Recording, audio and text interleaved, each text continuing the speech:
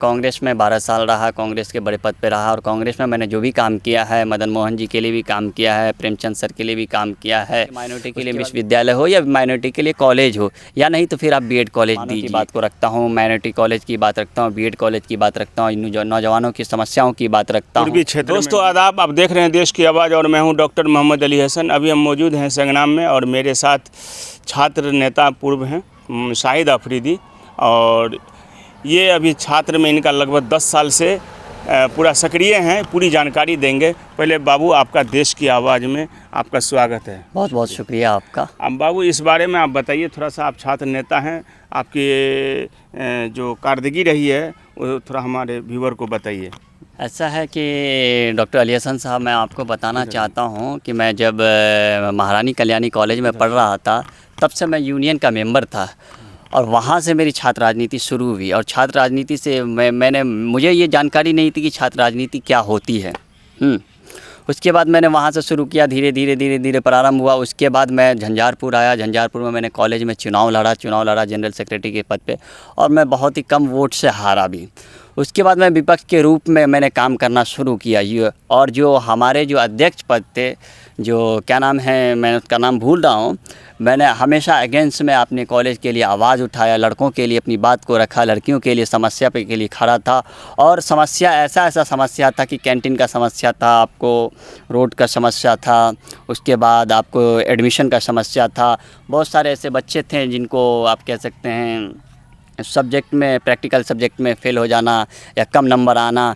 हम लोग उनके लिए भी लगातार काम किया है।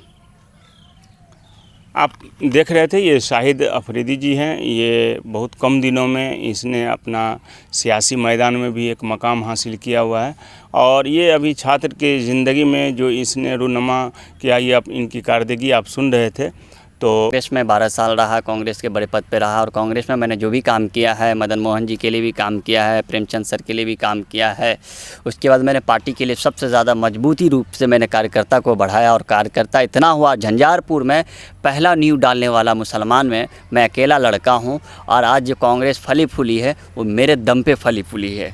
और आज जो कांग्रेस में जो कार्यकर्ता बढ़ी है, भारत जोड़ो यात्रा में भी हमने बहुत सारे लोगों को लेके गया था। भारत जोड़ो यात्रा में हमने लोगों को मजबूती पैदा किया उस वक्त जब राहुल गांधी के लिए। अब तो मैं राहुल गांधी के साथ में नहीं हूँ, किसी कारण से मैं उसके दल को छोड़ दिया, बट अभी किसी और अभी कौन पार्टी में? अभी मैं एनडीए में हूँ, और एनडीए में भी काम कर रहा हूँ। तो लगातार मैं मुसलमानों की बात को रखता हूँ, माइनॉरिटी कॉलेज की बात रखता हूँ, बीएड कॉलेज की बात रखता हूँ, नौजवानों की समस्याओं की बात रखता हूँ। पूर्वी क्षेत्र में बीएड कॉलेज नहीं है, पढ़ाई नहीं। जी, आरपी मंडल एमपी जो यहाँ के सांसद है, मैं उसको भी बोला था कि भाई आप यहाँ बीएड कॉलेज बनाइए, क्योंकि बीएड कॉलेज की सख्त मांग है। और यहाँ के नौजवान अगर शिक्षा से नहीं जुड़ेंगे तो उससे फिर ये मधुबनी जिला में सरकारी बीएड कॉलेज नहीं है।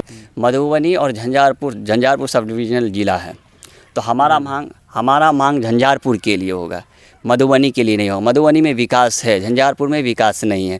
तो मैं हमेशा झंझारपुर के विकास के लिए सोचता हूँ। अब बताइए, पॉलिटेक्निक कॉलेज है, मेडिकल कॉलेज है, आईटीआई कॉलेज है, ये सब कुछ बन चुका है। ये छात्रों के लिए बना है, अच्छी बात है। बहुत दूर दूर से लोग आते भी, हमारे गाँव के भी लोग पढ़ते हैं। ये बड़ी खुशी की बात है कि हमारे गाँव में डेवलपमेंट भी हुआ है। बट 2-4 चीज़ की कमी है। माइनॉरिटी के लिए मैं एक चीज़ मांग किया हूँ कि माइनॉरिटी के लिए विश्वविद्यालय हो या माइनॉरिटी के लिए कॉलेज हो, या नहीं तो फिर आप बीएड कॉलेज दीजिए।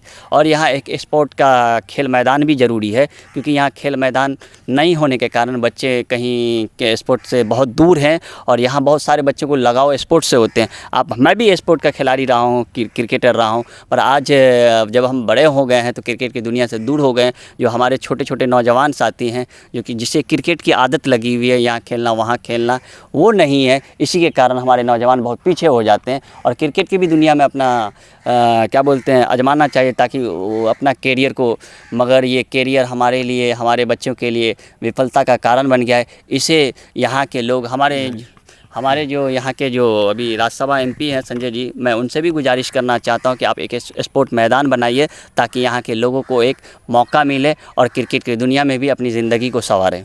देखिए, अभी आप इनसे सुन रहे थे, इनका कहना है कि मैं माननीय राज्यसभा से जो संजय झा जी हैं, उनसे मैं निवेदन करता हूं कि यहाँ स्पोर्ट मैदान होना ज़रूरी है। क्रिकेट खेलने के लिए संग्राम का जो जगह है वो पूरी तरीके से तंग हो गया है, छोटा हो गया है, यहाँ कोई स्पोर्ट्स नहीं है। इसलिए इनका कहना है कि यहाँ एक क्लब होना चाहिए, एक मैदान होना चाहिए, ताकि उस मैदान में बच्चे जो हैं, जो इस इलाके के बच्चे हैं, वो यहाँ आकर के जो है अपना क्रिकेट खेले, अपना मैच खेले और जो है अपना जो है यहाँ पर पूरा घूमे। तो ये इस तरीके से नहीं है और ये अभी सक्रिय हैं और जो बहुत कम दिनों में इस बच्चे जो हासिल किया, आप इनकी पूरी बातों को सुन रहे थे। हाँ, मैं एक चीज़ और बोलना चाहता हूँ। मैंने सबसे ज़्यादा लड़कियों के बीच में मैंने काम किया, लड़कियों को मैंने सुधारा है कि एजुकेशन से जोड़ा है। और मैं जिस जाति से आता हूँ, मैं एक ओबीसी जाति से आता हूँ। मेरे मोहल्ले में लड़कियाँ नहीं पढ़ते हैं। मैंने घर घर जाकर बोला कि भाई आप शिक्षा से जुड़िए, शिक्षा सबसे बड़ी तालीम है। अगर शिक्षा से नहीं जुड़ेंगे तो आने वाला समय आपका भविष्य बर्बाद हो जाएगा। और उसके बाद मैं हर जगह, हर गाँव जा कर सप्ताह में मैं 2 दिन दिया हूँ, ताकि वहाँ के लोगों को जो गरीबी रेखा में जो जी रहे हैं, उनके घर पे जाके बोला कि बाप बेटियों को पढ़ाएंगे तो बेटी आपकी आगे बढ़ेगा। 2 रोटी कम खाइए, अपने बच्चों को पढ़ाइए, ताकि आपके बच्चे जब पढ़ लेंगे तो यही बच्चे आपके भविष्य बनेंगे, यही बच्चे आपके मुकद्दर बनेंगे और इसी से आपका स्वरोजगार बढ़ेगा। तो 2 रोटी कम खाइए, बच्चे को पढ़ाइए, ये इनका शाहिद अफरीदी जी का कहना है और ये काफ़ी सक्रिय रहे हैं। तो आप इनको सुन रहे थे, मुझे दीजिए नमस्कार, आदाब। हमारी इसी चैनल को जो आप देख रहे हैं, देश की आवाज़, आप इसको लाइक, सब्सक्राइब और शेयर करते रहिए और दूसरों तक बढ़ाते रहिए। अगर आप फेसबुक पर देख रहे हैं तो इसको फॉलो कीजिए। नमस्कार।